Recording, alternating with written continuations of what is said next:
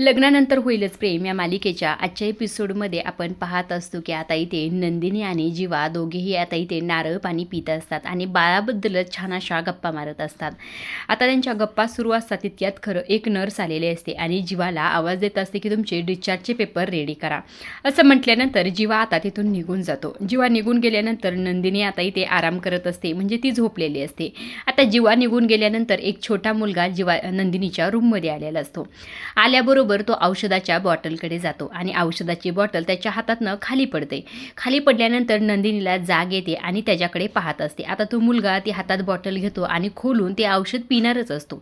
हे नंदिनीच्या लक्षात येते. त्यामुळे नंदिनी त्याला आवाज देऊन सांगण्याचा प्रयत्न करत असते की अरे बाबा ते औषध पिऊ नको. मात्र नंदिनीचं ते बाळ अजिबात ऐकत नाही बरं का. आता नंदिनी कशीबशी उठलेली असते आणि ते बाळाच्या दिशेने जाते आणि त्याच्या हातातली ती बॉटल झटकून देते. झटकून दिल्यामुळे औषध खाली पडलेलं असतं. आता नंदिनी तिथपर्यंत तर चांगली गेलेली असते, मात्र त्या औषधाने तिचा पाय घसरतो आणि डायरेक्ट जाऊन ती पोटावर पडते. आता पोटावर पडल्यामुळे खरं तिचं मिसकॅरेज होतं बरं का. आता हे पुढे आपल्याला कळेल. इकडे जेव्हा काउंटरवर खरं सगळी प्रोसेस इथे करत असतो तितक्यात खरं इकडनं एक लेडी नंदिनीला पाहते आणि सर्वांना आवाज देऊन सांगत असते, अहो बघा ही लेडीज पोटावर पडली, बघा तिच्यासोबत काय झालंय. असं म्हटल्यानंतर नर्स तिकडे धावत जातात आणि इकडे जीवाला सुद्धा इथे आवाज आलेला असतो. जीवाही त्यामुळे तिकडे धावतच जातो. आता नंदिनीला खरं नर्सनी आणि त्याचबरोबर त्या लेडीजनी उचललेलं असतं. आता नंदिनीला इथे फार त्रास होत असतो बरं का. तिने अक्षरशः पोट पकडूनच ती बसलेली असते आणि जीवा तिथे आलेला असतो आणि जीवाने हे सगळं काही पाहितलेलं असतं. जेव्हा नंदिनीला अशा अवस्थेत पाहतो तेव्हा जीवाला तर धक्काच बसलेला असतो. आता नंदिनीला खरं चक्कर आलेली असते आणि चक्कर आल्यामुळे ती साईडच्या लेडीजच्या खांद्यावर डायरेक्ट डोकं टाकून देते. इकडे दुसऱ्या बाजूला खरं तर मिथून भाऊजी जीवा आणि नंदिनीला फोन लावत असतात. तेव्हाही ते म्हणत असतात की बघा जीवा फोन उचलत नाही आणि नंदिनीचा फोनच लागत नाही, आता काय करायचं. त्यावर माननी म्हणत असते, हो ना काय करायचं, नुसता जीवाला घोर लावून सोडते. असं म्हटल्यानंतर मिथून भाऊजी म्हणत असं, वहिनी तुम्हाला सांगू का, जोपर्यंत हे बाप होत नाहीत का तोपर्यंत यांना कळणार नाही की बापाची काय अवस्था होते जोपर्यंत मूल घरात येत नाही. त्यावर खरं माननी म्हणत असत, नाहीतर काय, आणि हा पार सुद्धा कुठे राहिलाय काय माहिती मगापासून गेलेला. असं म्हटल्याबरोबर मागणं पार्थ आलेला असतो. म्हणत असतो आलो मी, काय झालं असं म्हणून येऊन सोप्यावर बसतो बरं का. त्यावर माननी म्हणत असते, काय झालं, सोडलं ना काव्याला. तेव्हा पार्थ म्हणतो, हो हो सोडलं, पण मला सासूबाई कुठं सोडत्यात. म्हणल्या थोरले जावाई बापूत म्हणल्यानंतर पाहुणचार तर झालाच पाहिजे. त्यावर माननी म्हणते, मग काय काय खाऊन आला. त्यावर पार्थ म्हणत असतो, मस्त अशा मटार कचोरी, त्याचबरोबर खोबऱ्याच्या वड्या आणि वेगळ्या पद्धतीचं पण. असं म्हटल्यानंतर माननी म्हणत असते, अरे वा मस्तच की, मग मिथून भाऊजी आता मटण रस्सा केलाय तो काय पार्थ खात नसतो. त्यावर लगेच पार्थ म्हणत असतो, नाही नाही म्हणजे आता थोडी भूक लागली आहे मला. आता लगेच माननी म्हणत असते, खादाड आहे निसता. त्यावर मिथून भाऊजी म्हणत असं, वहिनी करेक्शन करा, खादाड नाही मटण प्रेमी म्हणतात.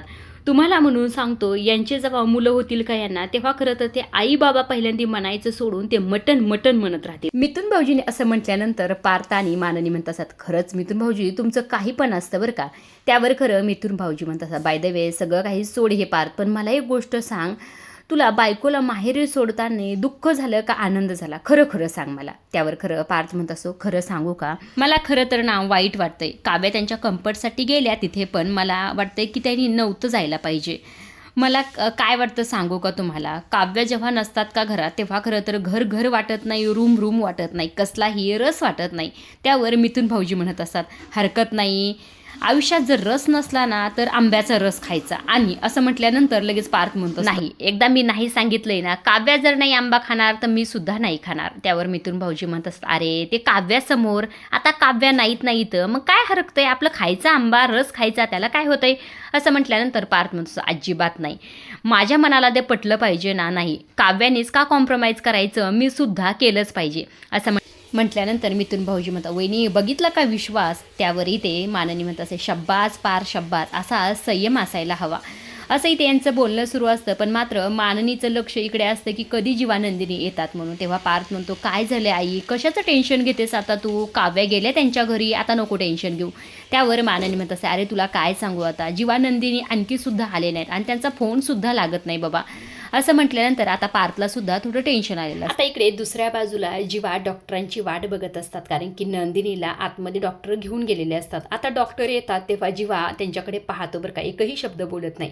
मात्र इथे डॉक्टर म्हणलेले, सॉरी मी तुमच्या बाळाला नाही वाचवू शकले असं म्हणून तिथून निघून जातात. आता हे ऐकल्यानंतर तर जीवाच्या पायाखालची जमीन सरकलेली, त्याला नेमकं काय करावं हे सुद्धा कळत नसतं. आता इथे नंदिनीचं मिसकॅरेजची गोष्ट अशी अजिबात त्याने दाखवायला नव्हती पाहिजे, कारण की आपण अपेक्षासुद्धा करू शकत नव्हतो की नंदिनीचं मिसकॅरेज होणार आहे. आणि हे एवढं मोठं ट्विस्ट देऊन खरं तर इथे प्रेक्षकांना त्यांनी धक्का दिलेला आहे बरं का. तुम्हाला काय वाटतं हे कमेंट करून नक्की सांगा. आता जीवा नंदिनीकडे आलेला असतो, नंदिनीच्या पोटावर हात ठेवतो, तेव्हा नंदिनी त्याचा हात झटकते आणि त्याला मिठी मारून अक्षरशः फार रडत असते. आता खरं तर इथे हे सगळा काही सीन बराच वेळ आहे बरं का. इथे गाणं एक प्ले झालेलं आहे आणि जीवा नंदिनी एकही शब्द बोलत नाहीत, फक्त त्यांच्या हावभावावरून मी एक्सप्लेन करण्याचा प्रयत्न करत आहे, प्लीज समजून घ्या. आता जीवा नंदिनीवर तर दुःखाचा डोंगर पसरलेला असतो. आता ते स्वतःला या दुःखातून कसे सावरतात खरं हे पाहण्यासारखंच आहे. आता इकडे दुसऱ्या बाजूला हे सगळं करणारे मास्टर माइंड दाखवण्यात आलेले आहेत. तेव्हा इथे वसू म्हणत असते, ही नंदिनी जीवाला घोर लावून सोडते, म्हणजे हे सगळं काही कधी झालंय, किती वाजलेत आता, आपल्याला नक्की कळणार कसं की झालंय काय. त्यावर विजय विजय मुद्दाम म्हणत असतं बरं का, हो खरं तर चुकलंच माझं, तिकडे मी थांबायला हवं होतं, तिला नीट विचारायला हवं होतं, अगं चुकलंच आमचं, म्हणजे काय आहे ना, तुला चुकून धडक दिली, खरं तर तुझ्या बहिणीला धडकायचं होतं. काय कर, तू ना घरी चला, आता मी तुला घरी सोडतो आणि परत तुझ्या बहिणीला तू पाठवून दे आणि मग मी तिला धडक मारतो, सॉरीचा चुकलं माझं, असंही ते मुद्दाम म्हणत असं बरं का. तेव्हा वसू म्हणते, मला कळतंय हा तुमचा अप्रोध, कळतोय मला, पण अहो तुम्हाला कळतंय का, तुमच्या लक्षात तुम्ही काव्याला धडक मारायची ती नंदिनीला मारली, त्यामुळे तुम्हाला कसं काही वाटत नाही असं म्हटल्यानंतर विजय आता थोडा टेन्शनमध्ये येतो बरं का. त्यावर वसू म्हणत असते, जावई बापू मला एक गोष्ट सांगा, जेव्हा तुम्ही धडक मारली तेव्हा तुम्हाला नंदिनीने पाहितलं तर नाही ना, असं म्हटल्यानंतर आता इथे विजय म्हणत असतो, अहो असं काय करताय, तिने जर पाहितलं असतं मला तर आतापर्यंत पोलीस आले असते आणि मला घेऊन सुद्धा गेले असते.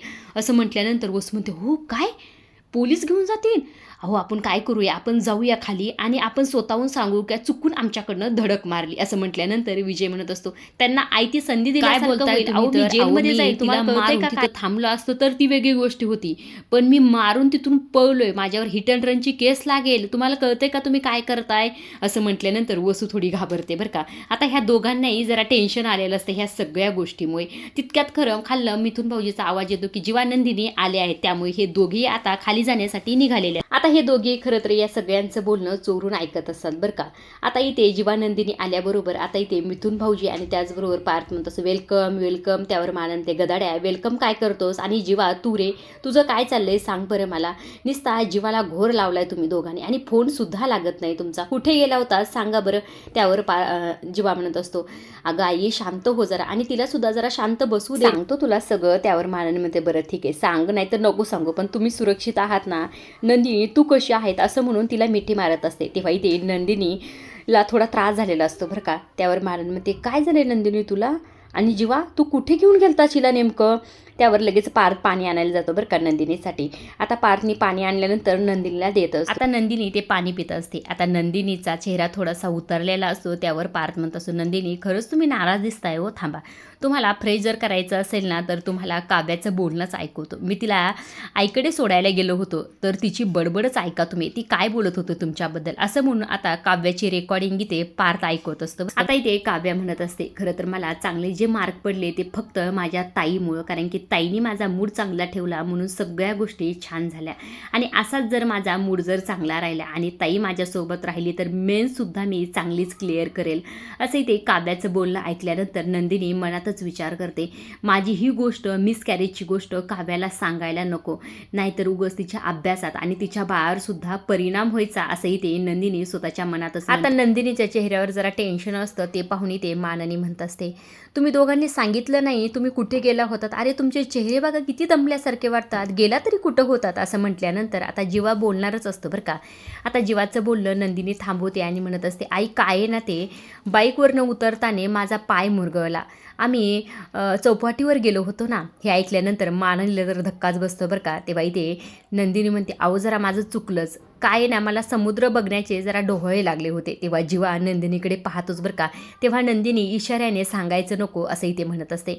माननी इथे चिडलेली असते. जीवा हे सगळं काही काय चाललंय, असं कुठेही जायचं नसतं रे या दिवसात, असंही ते माननीचं म्हणणं असतं. आता नंदिनीने असं का सांगितलं या गोष्टीचं टेन्शन आलेलं असतं ते म्हणजे वसू आणि विजयला. आता दोघेही लगबगीने त्यांच्या बेडरूममध्ये आलेले असतात बरं का. बेडरूममध्ये आल्याबरोबर आता इथे वसू म्हणत असते ही काय म्हणाली नक्की.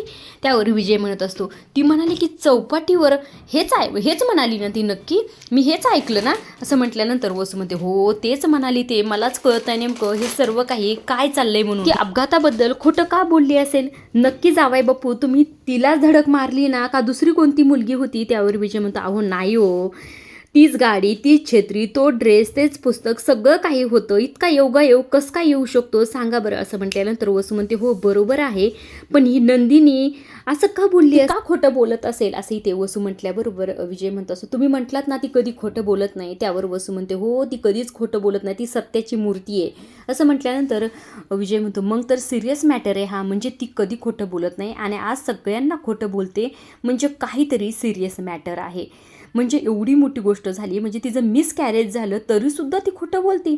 त्यावर वसू म्हणत असे मिसकॅरेज झालं हे कशावरून. त्यावर विजय म्हणतो अहो मी इतक्या जोरात धडक दिली ती पोटावर पडली, तिचं मिसकॅरेज झालंच असणार. त्यावर वसू म्हणते नाही हो नसेल झालं, तिला मुलगी होणार असेल. मुली खूप तट धरून राहत असतात त्यामुळे नसेल झालं, आणि पोटावर धडक दिली पोटावर पडली म्हणजे मिसकॅरेज झालं असं नाही होत. त्यावर विजय म्हणतो काय माहीत नाही मला मिसकॅरेज झालं असेल का नाही, पण मी जोरात धडक दिली होती एवढं मात्र आहे. त्यावर वसू म्हणते म्हणजे बघा नंदिनीच्या बाळाला काही झालं नाही, नंदिनी सुरक्षित आहे, तिकडे काव्यासुद्धा सुरक्षित आहे, म्हणजे एवढा घाट घालून काही उपयोग झाला नाही. त्यावर विजय म्हणत असतो नशीब हे सगळं काही आपणच केलंय, हा आळ आपल्यावर आला नाही, नाहीतर आपलं काही खरं नव्हतं. त्यावर वसू म्हणते हो नशीब ते तरी आहे. आता इथे वसू म्हणत असते की मी ना जाते खाली आणि ते नेमकं काय म्हणतात हे ऐकते. असं म्हणून वसू निघून जाते. इकडे विजय विचार करत असतो एवढी मोठी धडक देऊन सुद्धा मिसकॅरेज झालं नाही म्हणजे कमालच आहे. आता इकडे दुसऱ्या बाजूला खाली दाखवण्यात आलं आहे. नंदिनीने चौपाटीवरचं सांगितल्यानंतर पार्थ म्हणतो असं कमालच आहे, चौपाटी वगैरे हे मला का सुचलं नाही. त्यावर मानन म्हणते अरे गदाड्या गपरे, काय चाललंय तुमचं, चौपाटीवर जीवा असं चौपाटीवर घेऊन जातं का, वाळू चौपाटी हे सगळं काही काय चाललंय तुमचं. त्यावर जीवा आता बोलणारच असतं बरं का. मात्र नंदिनी म्हणत असते आई ते काय ना खरं तर मलाच जायचं होतं चौपाटीवर, त्यामुळे आम्ही गेलोत आणि आज किती छान हवासुद्धा होती ना, त्यामुळेच मला फार जायची इच्छा होती आणि मी म्हटलं की हे तयार झाले. असं म्हटल्यानंतर इकडनं माननी फार ओरडते बरं का ह्या दोघांवर की असं करायचं नसतं या दिवसात वगैरे ह्या सर्व गोष्टी. आता इथे माननी त्यांना म्हणत असते. आता जीवाला हे सगळं काही सांगायचं असतं, मात्र नंदिनी त्याला एकही शब्द सांगून देत नाही बरं का. तेव्हा पार्थ म्हणत असतो मग चौपाटीवर जाऊन नेमकं काय काय केलं तुम्ही, म्हणजे काही खाल्लं का तिथलं, असं तसं बरेच प्रश्न विचारतो. त्यावर माननी म्हणते अरे गप्प बसा तुम्ही दोघं, काय त्यांना प्रश्न विचारताय, ते किती दमलेत दिसतंय का तुम्हाला, आणि तुम्ही जरी तिथलं काही खाल्लं असेल तर अरे जीवा असं प्रेग्नेंट असताना बाहेरचं खायला घालू नये रे उघडं, हे सर्व गोष्टी नाही करायच्या, तुम्हाला किती वेळ सांगायचं. असं इथे माननी दोघांवर पण ओरडत असते बरं का. त्यावर इथे माननी असं देखील म्हणते आधी जीवा तुला सांगितलंय ना तिच्या बाबांनी काय सांगितलंय, मिसकॅरेजची हिस्ट्री त्यांच्याकडे, त्यामुळे काळजी घ्यायला हवी. आता नंदिनीला हे सगळं काही आठवून चक्कर आलेले असते बरं का. त्यावर माननी म्हणते काय झालंय नेमकं नंदिनी, तुला बरं वाटतंय ना, डॉक्टरांना बोलू का. त्यावर नंदिनी म्हणत असे नाही आई मला बरं वाटतंय. तेव्हा आई ते मानन जीवा हिला घेऊन जा बरं, हिला आरामाची गरज आहे, जर फारच थकल्यासारखी वाटते. असं म्हटल्यानंतर जीवा आता इथे नंदिनीला त्यांच्या रूमकडे घेऊन जातो बरं का. आता इथे पार्थ म्हणत असतो आई जीवा आणि नंदिनी घरी आलेत आता, त्यामुळे उशीरसुद्धा खूप झालेला आहे, चला बरं आता आपापल्या रूममध्ये जाऊन झोपा बरं. असं म्हटल्यानंतर मिथुन काकासुद्धा म्हणतात हो हो चला चला झोपा, आता मी बाळाचा काका होणार आहे त्यामुळे आता मला जागरणाची सवय लावायला लागेल, त्यामुळे आता झोपायला लागेल बाबा. त्यावर माननी म्हणत असते अहो काका नाही, तुम्ही काका झालेले आहेत ऑलरेडी, आता काका आजोबा होणार आहेत. त्यावर मिथुन काका म्हणतात हो अगदी बरोबर आहे, ते पण आहेच म्हणा, मी आता काका आजोबा होणार आहे की नाही, चला चला झोपायला चला. असं म्हणून ते निघून जातात. आता जीवानंदिनी त्यांच्या रूमकडे गेलेले असतात. तेव्हा ते नंदिनी म्हणत असते तुम्हाला प्रश्न पडला असेल ना की मी हे सगळं काही घरच्यांना का नाही सांगितलं, आपलं ठरलं होतं तरीसुद्धा. असं म्हटल्यानंतर जीवा म्हणत असतो मला कळलंय, तू हे सगळं काही काव्यासाठी केलंस ना, काव्याला त्रास होऊ नये म्हणून केलंस ना. त्यावर इथे नंदिनी शांत बसलेली असते. त्यावर जीवा म्हणत असतो म्हणजे तुला आता घरच्यांना कुणालाच काही सांगायचं नाही का. असं म्हटल्यानंतर नंदिनी शांत होते आणि रूममध्ये बेडवर जाऊन बसते. त्यावर जीवा म्हणतो मी काय विचारले तुला सांग की. त्याचबरोबर आता तसं म्हटल्यानंतर जीवाचं त्या पाळण्याकडे लक्ष जातं आणि त्या पाळण्याकडे लक्ष गेल्यानंतर जीवाला आठवतं की जेव्हा त्याने पाळणा घरात आणला होता तेव्हा वसू आत्या आणि त्याचबरोबर माननी म्हटलेले असते की असं बाळ येण्याआधी वस्तू घरात आणायच्या नसतात, नाहीतर बाळ काहीतरी घडतं. हे सगळे काही शब्द आता इथे जीवाला आठवत असतात आणि तो पाळण्याजवळ जातो आणि अक्षरशः फार रडत असतो बरं का. आता इथे गाणं सॅड गाणं इथे मागं प्ले झालेलं असतं. जीवा नंदिनी एकमेकांना तर काही बोलत नसतात, मात्र एकमेकांना धीर देण्याचं काम करत असतात. जीवा त्या पाळण्याकडे पाहत असतो आणि त्याला फार रडायला येत असतं आणि त्याचबरोबर नंदिनीसुद्धा इथे फार रडत असते. जीवा ह्या सगळ्या गोष्टीला स्वतःला दोषी समजत असतो. म्हणजे तो म्हणत असतो की खरं तर माझंच चुकले, मी जर हा पाळणा घरात नसता आणला तर हे सगळं काही झालंच नसतं. आई मला त्या दिवशीच म्हणली होती की असा पाळणा घरात आणू नये, पण मी कुणाचंही ऐकलं नाही. हे सगळं काही माझ्यामुळं झाले आहे, माझीच चूक आहे असं म्हणून जोरजोरात रडत असतो आणि स्वतःच्या गालात मारून घेत असतो. ही माझीच चूक आहे, हे सगळं काही माझ्यामुळे झालं आहे.